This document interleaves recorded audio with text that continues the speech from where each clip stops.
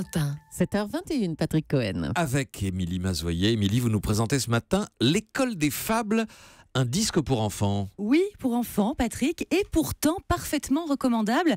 Je précise, parce qu'en général, les enfants sont bien mignons, mais ils ont des goûts musicaux abominables. M. Pokora, Despacito, Kids United, voilà. Tout ça, c'est la faute des enfants. Oui.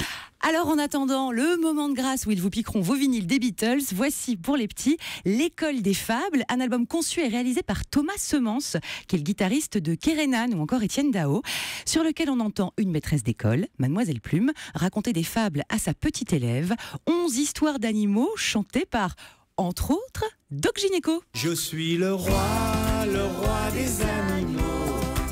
Si tu me crois pas, tu feras pas de vieux os. Je te mangerai cru, car avec mes crocs, j'aime dévorer les petits agneaux. Je suis le roi des animaux. Si je vous avais dit un jour, Patrick, que vous alliez confier vos enfants à Doc Gynéco, vous n'auriez pas cru. Et pourtant, oui, allez-y, les yeux fermés et les chastes oreilles grandes ouvertes. Pas un gros mot dans l'école des fables, mais deux bonnes blagues qui font rire les enfants. Un putois qui pue, ça marche à tous les coups. Un cheval de course qui n'avance pas assez vite car il fume trop de clopes. C'est drôle et ça n'essaie pas à tout prix d'être poétique. Ce qu'on reproche parfois aux albums pour enfants. Le Soldat Rose, par exemple, gros succès, mais un peu gnangnan mélancolique. Là, on est très loin de tout ça, avec un joli casting, Doc Gynéco, donc, que vous avez entendu à l'instant. Également Albin de la Simone, Joyce Jonathan, Rose, Axel Bauer.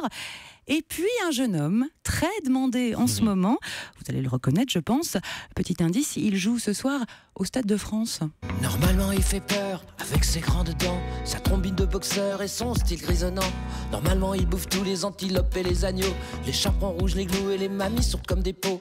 Normalement il a l'air effrayant quand vient la nuit, il rentre chez les gens pour les manger. Et normalement, ça lui suffit. Mais lui, c'est un loup peureux qui ferait pas de mal à une mouche. Dès que tu le regardes un peu, le féroce animal. Alors qui l'a reconnu? C'est Jean-Louis Aubert. Oui, bravo. Il n'est pas très reconnaissable dans ce style-là. Eh oui, c'est Qui est inattendu. différent évidemment de son répertoire à lui. Il joue donc un loup peureux qui ne fait pas de mal à une mouche car il est amoureux.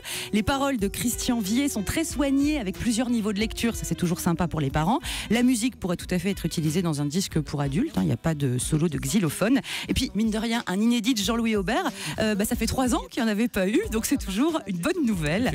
Voilà, ça s'appelle l'école des fables, le disque est disponible partout, en téléchargement également, et le livre disque arrive la semaine prochaine aux éditions Éveil et Découverte.